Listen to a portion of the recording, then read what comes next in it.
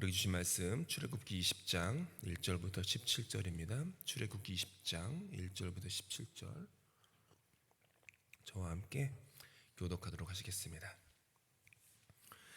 하나님이 모든 말씀으로 말씀하여 이르시되 나는 너를 애굽 땅 종되었던 집에서 인도하여 낸 내 하나님 여호와니라. 너는 나 외에는 다른 신들을 내게 두지 말라.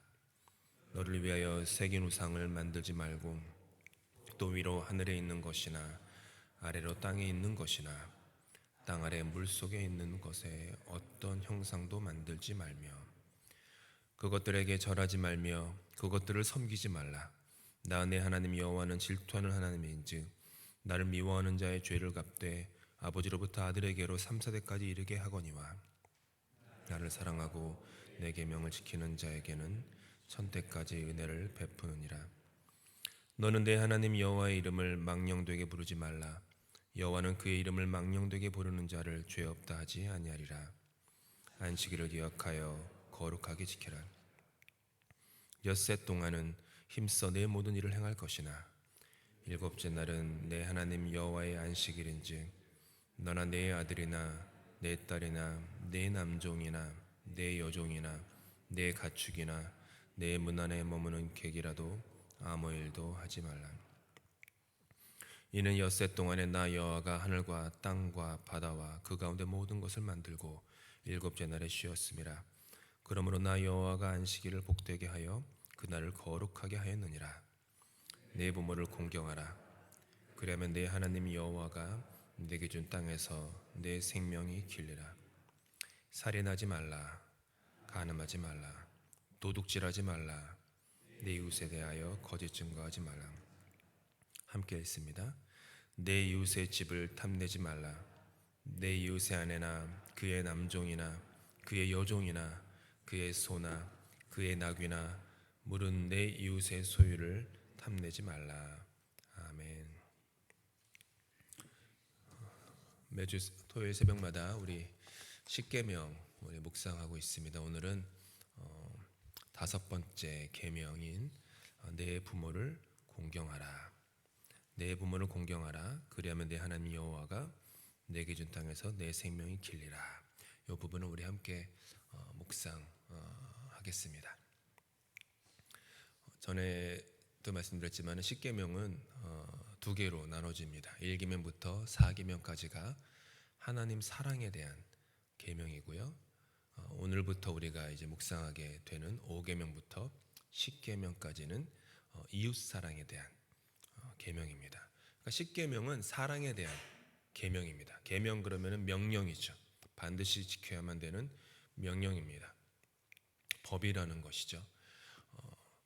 그러니까 그 법이 무슨 법이냐면 사랑의 법이라는 거예요.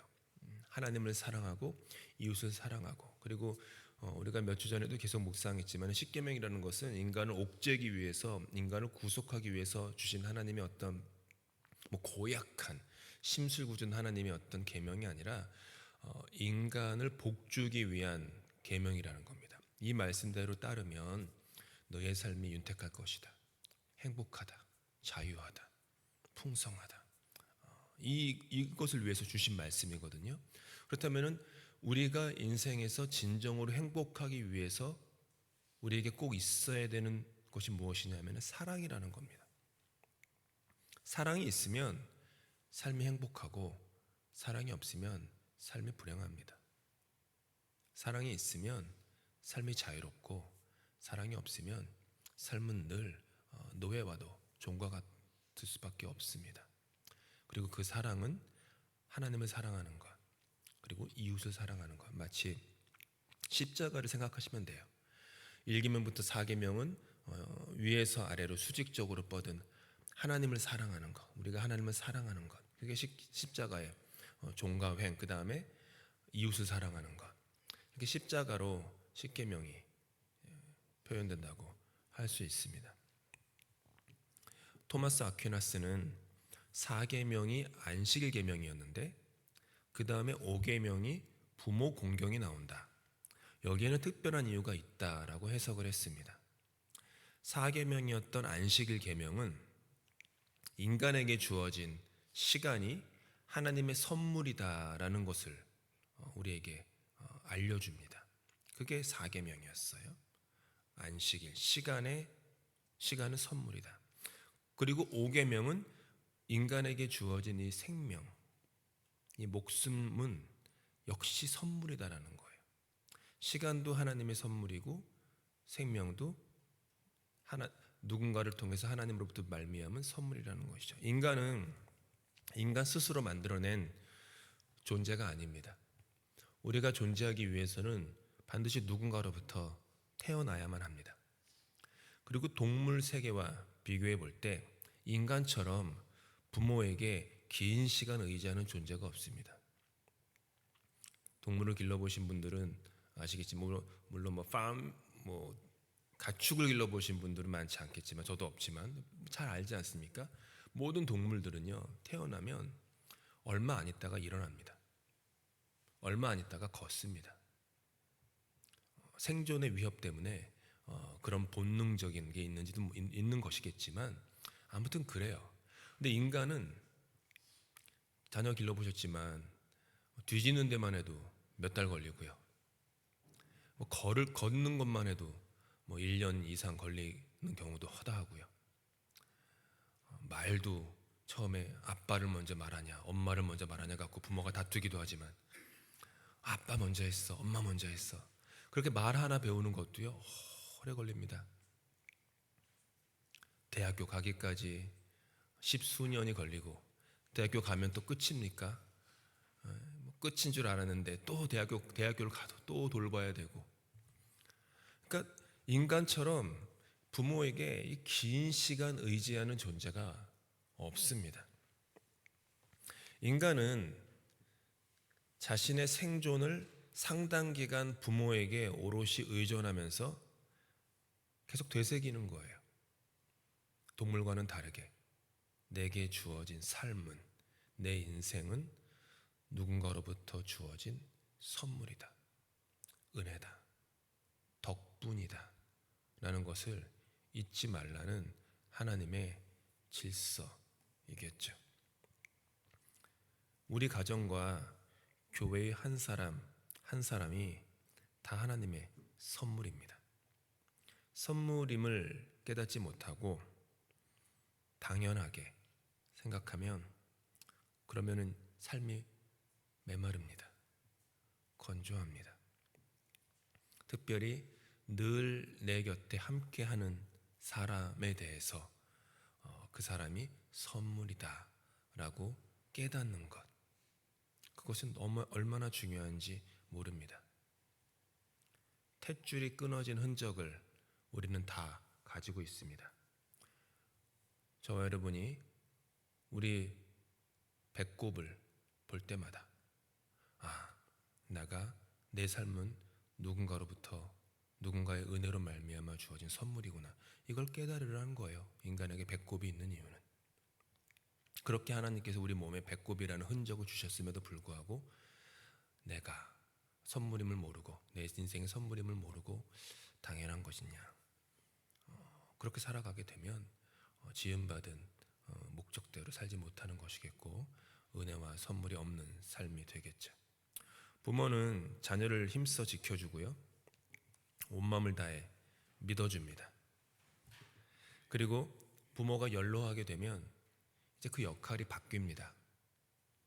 장성한 자녀는 연로하신 부모를 위해 자신의 삶을 조정할 수 있는 기회를 그제서야 가지게 됩니다. 보살핌을 받던 존재가 보살피는 존재가 됩니다. 이것이 하나님이 지으신 인간 세상의 이치이겠죠. 교회에서도 우리는 부모가 됩니다. 생물학적으로 부모가 된다는 것이 아니라 세례를 통해서 우리는 부모가 됩니다. 세례는 어떻게, 내일도 세례식이 있겠지만 반드시 세례식에 해야만 하는 어떤 그 말이 있습니다. 삼위일체, 성부, 성자, 성령, 하나님의 이름으로 세례를 반드시 줍니다. 즉 삼위일체 하나님의 은혜로 말미암아 주어진 세례를 통하여 우리는 누군가의 영적 부모가 되고 영적 자녀가 됩니다. 세례를 통해서 부모됨이 탄생하는 것입니다. 그리고 자녀됨이 교회 안에서 탄생하는 것입니다.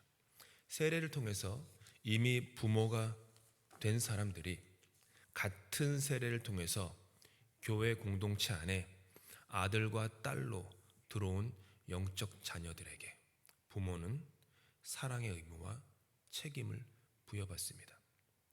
내일도 세례를 받으실 때 제가 뒷부분에 교인들을 전부 다 일어서게 해서 서약을 합니다.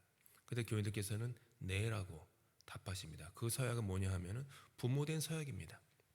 결국은 그 내용이에요.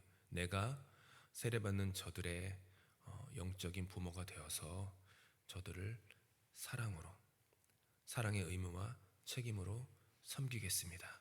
돌보겠습니다. 이 서약을 하는 거예요. 영적 자녀는 영적 부모를 통해서 하나님은 어떤 분이신지 배우게 됩니다.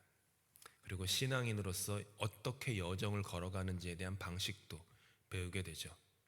그런 점에서 초대교회에 있었던 지도자들을 이제 한국말로는 교부들 이렇게 했지만은 영어 표현이 더 맞죠. father라고 해요. 신부님을 지금도 father라 부르지만 예전에는 그 교회에 있었던 지도자들의 교부들을 fathers, 부모라고 불렀습니다.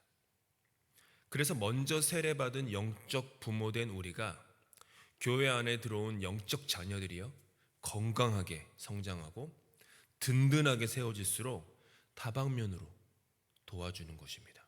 기도해주고 섬기고 사랑해주고 이해해주고 기다려주고 격려해주고 응원해주고 이것들이죠. 그리고 영적인 자녀들은 그런 영적 부모들을 존경합니다. 즉 공경하는 것이죠. 부모를 공경하라라고 하는 내 부모를 공경하라라고 하는 이 계명은 결국은 이중적인 신분이에요. 우리가 영적인 부모이자 또 영적인 자녀됨, 이 이중적 신분을 가지는 소명이라는 것입니다. 그냥 명령이 아니라 부르심이라는 거예요. 부모를 공경하는 것이. 현대사회처럼 부모됨과 자녀됨의 가치가 상실된 때가 드문 것 같습니다. 독립된 존재와 개인적 가치에 대한 지나친 숭배로 말미암아 가정과 교회 안에서 부모됨과 자녀됨의 의미는 퇴색되어 가고 있습니다. 특별히 이민 가정에서는 공적인 영역과 사적인 영역의 구분이 명확해집니다. 왜냐하면 특별히 이민 가정은 부모와 자녀 사이에 언어적 괴리감이 있을 수밖에 없기 때문입니다. 부모된 분들이 여기서 태어난 2세, 3세가 아닌 이상은 자녀들이 편하게 쓰는 언어와 부모의 언어가 다를 수밖에 없습니다. 그러다 보니 가정은 어떤 사적인 영역이 되어서 운영되고 자녀의 올바른 성장을 위한 공적인 부분은 가정 밖에 위탁을 합니다. 한국도 그렇죠. 한국도 학원에 보내고 학교에 보내고 다 있는데 이민가정 특별히 구분이 명확해집니다. 그러면서 공적 영역인 어떻게 보면은 바깥 세상으로부터 안전과 평화를 누리는 심리적인 피난처 정도의 수준으로 이 북미에 있는 가정의 기능과 역할이 축소된 면이 굉장히 많습니다. 인생에 있어서 가장 중요한 것을 가정이 아니라 학교라고 하는 공적인 영역에서만 배우는 경우가 많아집니다. 하지만 인생에서 정말 중요한 가치들은 이 가정 안에서 일어납니다. 풍성한 인생, 행복한 인생, 정신적으로 영적으로 건강한 인생을 살기 위한 그런 것은 가정에서 이렇게 자연스럽게 습득이 돼야 하지만 그러지 못하죠. 언어적으로도 그렇게 잘 표현이 안 된다라고 하는 어떤 그런 것 때문에도 이렇게 주저하기도 하지만 여러 가지 이유가 있습니다. 그래서 그렇게 되죠. 가정은 안식처입니다. 교회도 이제 그렇게 보실 때가 있어요. 제가 목회하면서 부모님들이 교회 왜 나오세요? 그러면 하나님을 추구하는 신앙의 마음으로 교회를 온다는 분들이 대부분이지만 열에 한 분 정도는 내 아들 내 딸이 엇나가게 하지 않기 위해서 교회에 보냅니다라는 분들이 있어요. 그게 나쁜 건 아니죠. 그 나쁜 건 아니에요. 부정적인 것도 아니죠. 근데 교회를 다니고 교회를 보내는 목적이 부모가 가정에서 해야만 하는 영적인 의무를 교회라는 기관에 위탁을 하는 식으로 삼고 내가 부모된 의무를 그로 말미암아 했다라고 하는 안도감을 얻기 위한 그런 정도의 교회가 교회로 그 정도로 생각하는 경우들이 종종 있습니다. 그러다 보니까 부모 스스로 영적인 여정을 걷지 않을 때가 있습니다.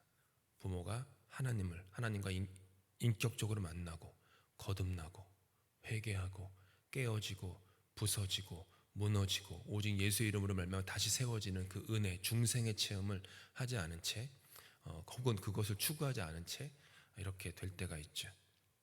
가정은 안식처입니다. 그런데 가정이 사적인 영역으로 축소된 안식처는 아닙니다.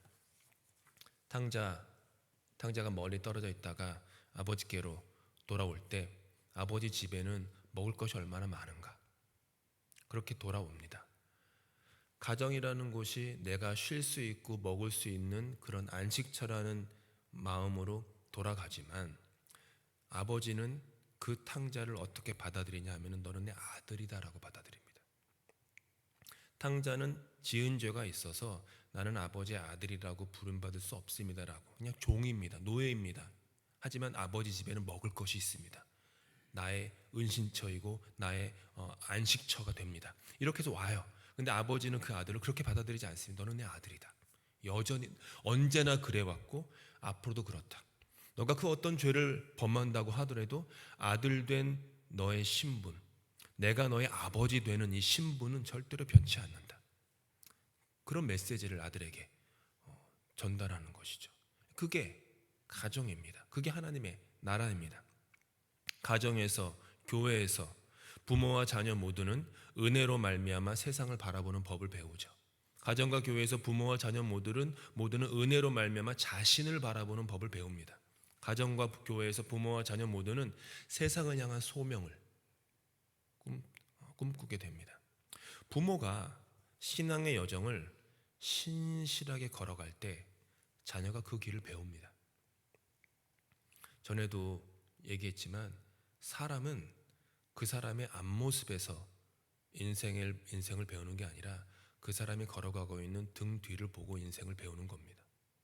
내가 걸어가는 인생에 내가 하나님 앞에 하나님을 바라보면서 그가 길이요 진리요 생명임을 알고 내가 인생을 묵묵하게 성실하게 신실하게 걸어갈 때 자녀는 나의 앞모습이 아니라 나의 뒷모습을 보면서 그 뒤를 따라오는 것입니다.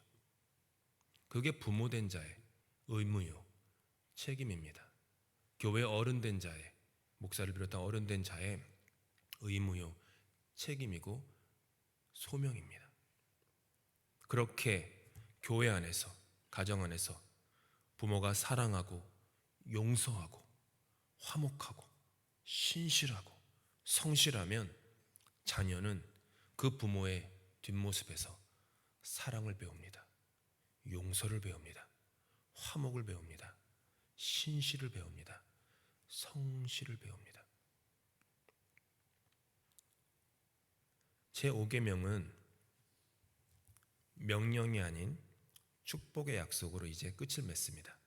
내 부모를 공경하라. 그리하면 그 부모를 공경하면 네 하나님 여호와가 내게 준 땅에서 내 생명이 길리라. 4계명에서 안식일에 시간의 축복을 주시겠다고 약속하신 하나님이 이제 5계명에서는 장소의 축복을 약속하십니다. 네 하나님 여호와가 내게 준 땅, 그 땅, 가정이고 교회이고 우리가 속한 사회입니다. 4계명과 5계명이 이렇게 연결되어서 부모가 자녀를 돌보고 자녀가 부모를 공경하는 데 필요한 시간과 장소 모두 하나님께서 은혜로 주십니다. 자녀를 양육하는데 엄청난 시간이 걸리고 부모 역할을 하려면 참으로 오래 참아야 하듯이 하나님께서 우리 가정과 또 다른 가정인 교회에 그런 시간과 장소를 은혜의 선물로 주셨습니다. 내가 부모다라고 하는 사실을 늘 잊지 말아야 합니다. 부모로서 성경 고린도 우리 여러분이 참 좋아하시는 고린도서 아마 결혼식 때에도 주례하시는 분이 이 말씀을 갖고 설교하신 경우들이 많으시겠지만 사랑은 오래 참고라고 시작합니다. 참 공교롭죠. 사랑을 정의할 때 제일 처음 나오는 말이 오래 참는 겁니다. 사랑은 기분 좋고 사랑은 짜릿하고 사랑은 구름 위를 나는 것 같고 이렇게 얘기하지 않습니다. 첫 말이 사랑은 오래 참고. 근데 영어 성경에서는 사랑은 오래 참고를 뭐라고 번역하냐면 Love is long suffering. 사랑은 오래 고통받는 겁니다 라고 영어 성경은 번역하면 그게 맞는 번역이에요. 오래 참는 것은 사랑은 오래 참는 건 이거는 사랑은 오랫동안 고통받는 것입니다.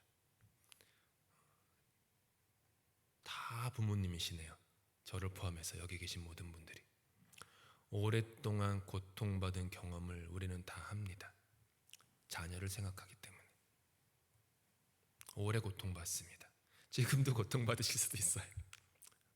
요놈의 자식들 생각하면서 지금도 막 근데 그게 사랑이에요. 그게 사랑이에요. long suffering 오래 그동안 고통받는 것 그게 사랑입니다. 어머니는 잘 아시죠 그거를 9개월 10개월 자녀를 뱃속에 있는 동안에 오랫동안 고통받았기 때문에 본능적으로 압니다. 아버지보다 더 잘 알죠. 교회에서도 마찬가지입니다.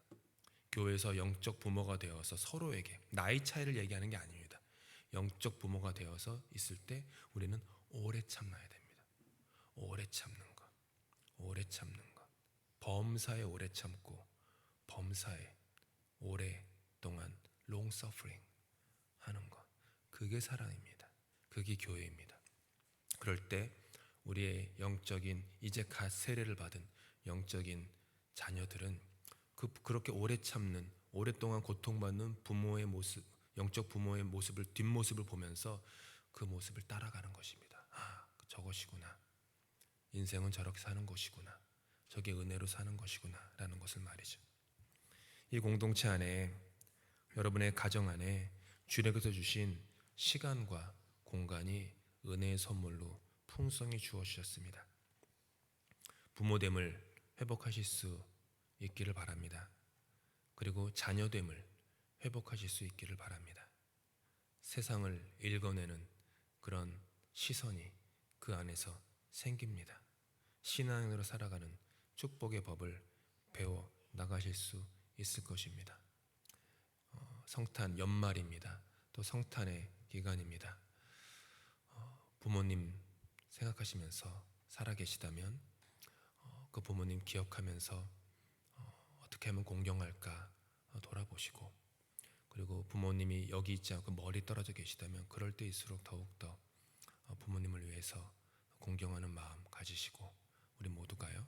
그리고 부모님이 하늘나라에 계시다면 그 부모님의 신앙의 유지를 본받아서 내가 어떤 부모가 되어 내 자녀를 사랑할지를 깊이 돌아보면서 아까 우리가 찬양한 것처럼 고마워라 복되고 즐거운 이 우리 집 이렇게 그렇게 찬양한 찬양의 고백이 우리 가정 속에 교회 속에 넘쳐날 수 있기를 예수님의 이름으로 축복합니다. 함께 기도하시겠습니다. 주님께서는 우리를 스스로 태어나지 않게 하셨습니다. 우리 부모의 오랜 고통으로 말미암아 우리를 이 땅에 태어나게 하시고 우리 부모의 오랜 고통 덕분에 우리가 조금씩 성장하여서 사람 노릇할 수 있게 되었습니다. 모든 것이 은혜이고 모든 것이 선물임을 우리에게 알게 해주시니 감사합니다.